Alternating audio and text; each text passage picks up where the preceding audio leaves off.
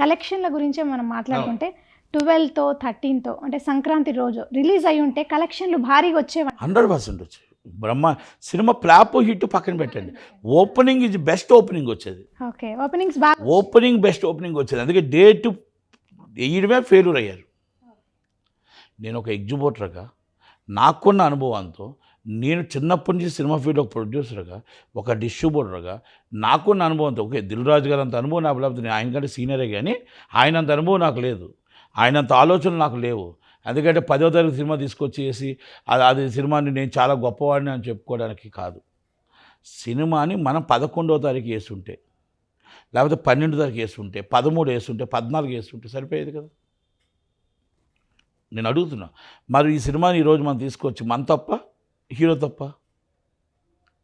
అది ఇవన్నీ మనం ఆలోచించాల్సింది ప్రొడ్యూసర్, ఆలోచించాల్సింది డైరెక్టర్. 11వ తారీఖు అన్నారు, 11న పుష్ప 20 minutes యాడ్ చేసి మళ్ళీ రిలీజ్ చేస్తున్నారు, 20 minutes ఫుటేజ్. మరి 12వ తారీఖు డాకు మహారాజ్ వస్తుంది, తర్వాత సంక్రాంతికి వస్తున్న సినిమా కూడా సినిమాలు ఉన్నాయి కదమ్మా. నేనేమంటున్నానంటే 3 ఉన్నాయి. 12 ఒక సినిమా వేసుకోండి, 13 ఒక సినిమా వేసుకోండి, 14 ఒక సినిమా వేసుకోండి, ఈ 3 వేసుకోవచ్చు కదా. అంతే. అంటే మనం ఎవరికాలు ఊళ్ళో వెళ్తూ ఉంటే, నువ్వు ఇప్పుడు అది కాదు, బస్సు టికెట్ కన్ఫర్మ్ చేసుకొని 6 నెలల నుంచి సంక్రాంతికి వస్తామని ఊళ్ళో కన్ఫర్మ్ చేసుకున్నారు. మీకు ఆగి సినిమా చూసి వెళ్తారా? నాకు చెప్పండి సమాధానం. లైన్లో నిలబడి టికెట్ తీసుకొని ఎవరు చూడరు. వెళ్తారా? మీరు వెళ్తారా? ఇప్పుడు ఇవాళ సాయంత్రం తర్వాత మీరు కూడా ఊరు వెళ్ళిపోతారు, మళ్ళీ 4-5 రోజులు ఉంటారు. ఇప్పుడు ఎక్కడ సినిమా చూస్తారా? మీ ఊర్లో సినిమా చూస్తారా? ఎవరైనా ఊరికి వెళ్ళాకే చూస్తారు సినిమా పండుగ. మరి ఈరోజు మరి ఆ సినిమా వేసి ఏం ప్రయోజనం? లక్షలాది మంది ప్రయాణికులు మొత్తం టోటల్గా ప్రయాణాల్లో ఉంటారు. ఫ్లైట్ అవ్వచ్చు, ట్రైన్ అవ్వచ్చు, మేబీ కార్లు అవ్వచ్చు. అంటే ప్రయాణాల కారణంగా ఇప్పుడు సినిమాకి కలెక్షన్లు తగ్గాయి అంటారు. ఇది నేను ప్రతి సంవత్సరం మేము పడుతున్న బాధ. ఒక ఎగ్జిబిటర్గా మాకు తెలుసు, అంత తెలిసిన మేధావి ఆయనకు తెలియదా అని అడుగుతున్నా. ఎఫ్డిసి చైర్మన్, ఒక ఎక్స్ ఛాంబర్ ప్రెసిడెంట్, మొత్తం టోటల్గా ఇండస్ట్రీనే శాసించేవాడు. ఇండస్ట్రీలో ప్రతి హీరోలు ఆయన ముందు నించోవాలి. అంత పెద్ద వ్యక్తి, అంత పెద్ద పితామహుడు. ఆయన జడ్జిమెంట్ అంటే సూపర్ జడ్జిమెంట్, దేవుడి జడ్జిమెంట్ అంటాడు. జడ్జిమెంట్ ఏమైంది? నాకు నేనే రాజు అంటాడు, నాకు నేనే రారాజు అంటాడు కదా. ఇది నేను ఆయన ఏం తిట్టట్లా, పొగట్లా, ఆయన తప్పుని ఎత్తి చూపుతున్నా. నేను నా రైట్, నువ్వు తప్పు చేశావు, హీరోని ఇబ్బంది పెట్టావు నేను అంటాను, 100% అంటాను. ఈరోజు బాధపడింది హీరో బాధపడతాడు, నీకు నువ్వు నష్టపోతావు, కానీ హీరో బాధపడతాడు. నువ్వు రేట్లుగా అమ్మించుకోవచ్చు, డిస్ట్రిబ్యూటర్ నష్టపోతాడు, కానీ ఈరోజు కలెక్షన్ లేదు అంటే ఈరోజు ఎంత ట్రోల్స్ అవుతుంటాయి, ఎన్ని అవుతాయి, ఎన్ని బాధలు పడతాం. అది ఆలోచించాలి అంతే తప్ప మనం మన ఇష్టం వచ్చినట్టు మనం డిసిషన్ తీసుకోకూడదు. మీకు గత చరిత్ర చెప్తున్నాను. లాస్ట్ ఇయర్ గుంటూరు కారం చూసుకోండి, అంతకుముందు మీరు ఒక్కరు చూసుకోండి, అతడు చూసుకోండి, మీరు అంతకుముందు అజ్ఞాతవాసి చూసుకోండి. So many movies. Last year cinema super hit ఏదండి? హనుమాన్. అంతకుముందు ఏదండి హీరో? అంతకుముందు ఏదండి? ఇవన్నీ మనం బేర్ చేసుకొని, okay Shankar garu is big director, is the hero is global star. మీకు national star producer is Dil Raju garu, national star, ప్రపంచ స్టారు కదా. మరి అలాంటి సినిమాని తీసుకొని 10వ తారీఖు వేస్తాము. ఇది నేను అన్న మాటని ఎవరైనా ఇది కరెక్టా కాదో కామెంట్ చేయమనండి, మీకు కూడా అర్థమవుతుందో లేదో. మీరు అన్నట్టు ఇది పండగ సీజన్ కాబట్టి ఈరోజు రిలీజ్ చేయడం కరెక్ట్ కాదంటున్నారు, కానీ బేసిక్గా సినిమాలన్నీ ఫ్రైడే రోజు రిలీజ్ కాదు పండగ సీజన్ కాబట్టి కాదంటున్నాను. మామూలుగా Friday is regular cinema confirm. ఇది పండగ సీజను, ప్రపంచంలోనే అతిపెద్ద పండగ, ప్రపంచంలోనే మనం 6 నెలల ముందు టికెట్లు కన్ఫర్మ్ చేసుకునే పండగ ఇది. 6 months బిఫోర్ ఇది ఆల్రెడీ ప్లానింగ్ ప్రకారం ప్రపంచ దేశాల నుంచి మనకి ఏదైతే మన సొంత ఇల్లు, మన కుటుంబాలు ఉన్నాయో ఆ 10 రోజులు 15 రోజులు చక్కగా తల్లిదండ్రులతో గడుపుదామని, మన చుట్టాలతో గడుపుదామని వస్తారు. ఆ పండగ నుంచి మనం ఇప్పుడు కూడా మీరు ఇది ఇంటర్వ్యూ అయిపోతే మీరు వెళ్ళిపోతారు. ఇప్పుడు ఆల్రెడీ ఇక్కడ సైలెంట్ మూడ్ అయిపోయింది. రేపు చూస్తే మనం టోటల్గా హైదరాబాద్ అంతా ఖాళీగా ఉంటాయి రోడ్స్. అయితే అలాంటప్పుడు మనం చూసి వెయ్యాలి కదా డేటు. అని నేను అనేది. అంటే ఇది నేను ఇప్పుడు అయిపోయిందని కాదు, రేపు ఫ్యూచర్ చెప్తున్నా. అందుకే ట్యూస్డే మనం చూస్తే సినిమా ఏది బాగుంటుంది ఏది బాగుందని మనం డిసైడ్ చేయొచ్చు. అంటే ఇప్పుడు రాబోయే సినిమాలు మనకి డాకు మహారాజ్ 12th రోజు రిలీజ్ అవబోతోంది. సో ఆ సినిమా ఎలా ఉండబోతోంది? ఇది కూడా రేట్ ఎక్కువ పెట్టారు, అది కూడా రేట్ తక్కువ. ఇల్లేది పాది రేట్ రాకపోవడానికి కూడా జనాలు సినిమా చూసి రిపీట్ అని రారు. సినిమా రేట్ ఎక్కువ పెట్టారు, ఇబ్బంది ఉంది. డాకు మహారాజ్ కూడా 500 రూపాయలనే తప్పు. బాలకృష్ణ గారికి 100 రూపాయల టికెట్ 150 రూపాయల టికెట్కే జనాలు వస్తారు, రిపీట్ ఆడియన్స్ వస్తారు. Is the mass public. ఆ మాస్ పబ్లిక్కి తక్కువ రేట్లను ఉండాలి, లేకపోతే టికెట్ బుకింగ్స్ అన్నీ ఖాళీ అయిపోతాయి. దయచేసి పునరాలోచించండి. నేనేమంటున్నానంటే పునరాలోచించుకోండి. ఇప్పుడు మనం ప్రజల దగ్గర డబ్బు రాదు దోచుకుందాం కాదు. అఖండ సినిమా బాగుంది కాబట్టి 100 రోజులు ఆడింది. బాలయ్య బాబుకి మాస్ పబ్లిక్ ఎక్కువ. మీరు రిపీట్ ఆడియన్స్ వచ్చే విధంగా చూసి ఆడియన్స్ వచ్చే విధంగా తగ్గించమని అడుగుతున్న రేట్లు. మీరు అంత రేటు పెంచితే జనాలు రారు. పండగ రావచ్చు, కానీ ఇల్లేది పాలది 10 మంది వచ్చి మీకు అంతంత రేట్లు కొనాలంటే కష్టం అవుతుంది. కాబట్టి పెద్ద మనసుతో ఒకసారి ఆలోచించండి, ఆలోచించి నిర్ణయం తీసుకోండి. అలాగే సంక్రాంతికి వస్తున్నాడు కూడా రేటు పెంచుతున్నారు. వెంకటేష్ బాబు కూడా మీరు రేటు పెంచేస్తే ఎలా? How is the possible? అంటే ప్రజలు పిచ్చోళ్ళు కాదు. ప్రజలు సినిమాకి వెళ్తున్నారు కదా, వాళ్ళ వీక్నెస్ని మనం క్యాష్ చేసుకుందంటే తప్పు.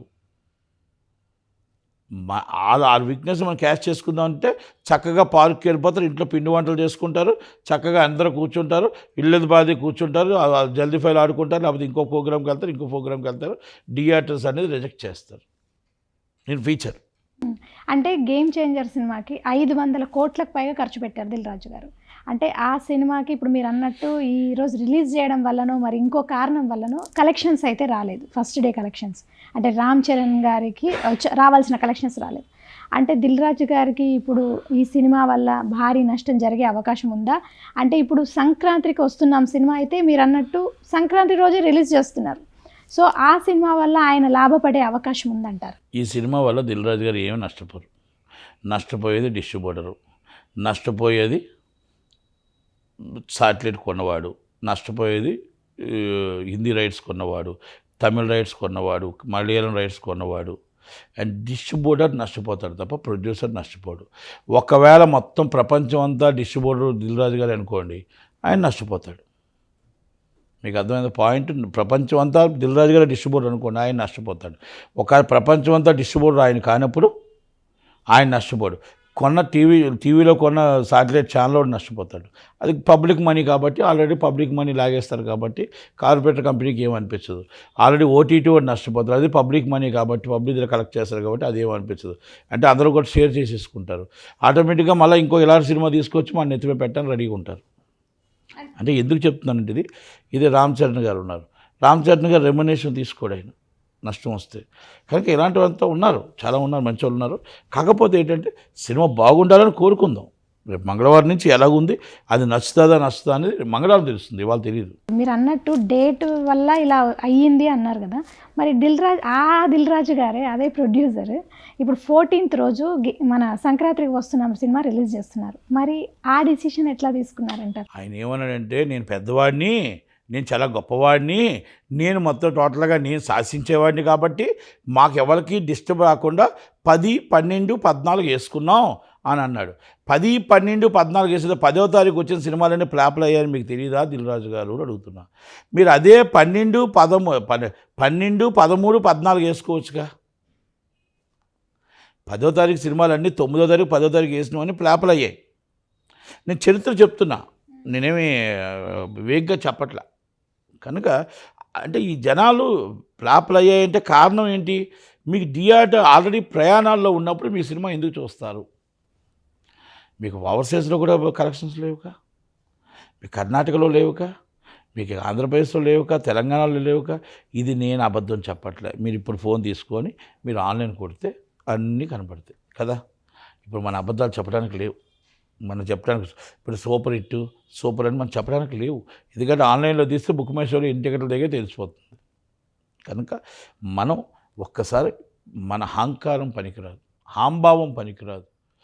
మనం ఎదుగుని కొలది ఒదిగి ఉండాలి. అదే రామ్ చరణ్ గారిని చూడండి, ఎదుగుని కొలది ఆయన ఒదిగే ఉంటాడు. మీ అహంకారంతో ఒక సినిమాని నాశనం చేసేసారు, మీ అహంభావంతో ఒక సినిమాని నాశనం చేసేసారు. ఓపెనింగ్స్ ఇది నాకు తెలిసిన సమాచారం మీకు చెప్పాను.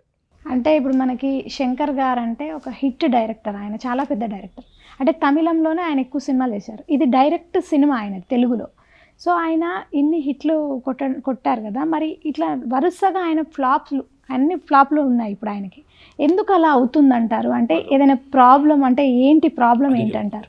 ఇప్పుడు ఆయన జెంట్లమెన్ చేశాడు, ప్రేమకుడు చేశాడు, మేబీ భారతీయుడు చేశాడు, సో మెనీ హిట్స్ ఇచ్చాడు. అది Tamil cinema, Malayalam cinema, Kannada cinema. Shankar garu దేంట్లో చేశాడని చూడలే. It's a good movie. Shankar garu direct movie. ఏ మూవీ? శివాజీ చేశాడు, ఎన్నో సినిమాలు, రోబో చేశాడు, రోబో 2 చేశాడు. ఇవన్నీ కూడా వాళ్ళంతా కూడా ఆయన ఎందుకంటే ఆయన is one of the director, national director. ఆయన తెలుగు చేశాడా, మలయాళం చేశాడా అని చూడలేదు జనాలు. మన తెలుగు ప్రేక్షకులు ఆయన ఎప్పుడో ఆదరించారు 30 సంవత్సరాల క్రితమే. ఆయన సినిమాలు జెంట్లమెన్ అవ్వచ్చు, భారతీయుడు అవ్వచ్చు, so many movies super duper hits, ప్రేమికుడు అవ్వచ్చు. ఆయన్ని ఆ రోజు మన డైరెక్టర్గా ఆయన్ని ఒక ముద్ర వేసుకున్నారు. ప్రేమదేశం అవ్వచ్చు, ఎన్నో సినిమాలు ఉన్నాయి ఇంకా అనేవి. అలాంటి డైరెక్టర్ శంకర్ గారు వరుస ఫ్లాప్స్ వస్తున్నాయంటే అసిస్టెంట్లు ఆల్రెడీ దూరం అవుతూ ఉన్నారు. ఆయన ఆల్రెడీ మొత్తం టోటల్గా కొత్త వాళ్ళు వచ్చారు, మొత్తం టెక్నాలజీ పెరిగింది, మొత్తం టోటల్గా డిఫరెంట్ డైరెక్టర్స్ వచ్చేసారు. అందుకే అసిస్టెంట్లు కూడా దూరం అవ్వడం వల్ల ఆ హిట్స్ రావడానికి రావట్లేదేమో అని అనుకోవచ్చు. ఎందుకంటే అప్పుడు ఆమె చాలా మంచి పెద్ద డైరెక్టర్లు ఉండేవారు అప్పుడు ఆయన అసిస్టెంట్లుగా. అంటే ఆయన చాలామంది అంటే ఏమంటున్నారంటే ఆయన స్క్రిప్టే కారణం అంటున్నారు ఫ్లాప్స్ అవ్వడానికి, మీరేమంటారు? స్క్రిప్టే మరి ఆల్రెడీ జెంట్లమెన్ రిపీట్ అంటున్నారు జనాలు అందరూ. చాలామంది అంటున్నారు, నేను చూడలేదు కానీ జెంట్లమెన్ రిపీట్ అంటున్నారు. ఏదైనా మేబీ మనం 2 రోజులు ఆగితే తెలుస్తుంది. ఆదిలో మనం వెంటనే డిసిషన్ తీసుకోలేం, కానీ 2 days ఆగాలి. అంటే భారతీయుడు 2 తీసుకున్న డివైడ్ టాక్ వచ్చింది. ఇప్పుడు గేమ్ చేంజర్ ఎఫెక్ట్ మళ్ళీ భారతీయ 2 కూడా ఓపెనింగ్ లేదు. మరి ఆ ఎఫెక్ట్ తగిలిందా? డేట్ అయితే రాంగ్, ఆ ఎఫెక్ట్ కూడా తగిలిందని చూడాలి. మళ్ళీ ఈ ఎఫెక్ట్ మళ్ళీ భారతీయుడు 3 మీద ఏమైనా ఉండబోతుందంటారా? 3 తీస్తారంటారా? భారతీయుడు 3 తీస్తున్నాడా? 3 అంటున్నారు, తీయడు కదా, తీస్తాడు చూద్దాం. ఓకే అండి, thank you so much. Thank you.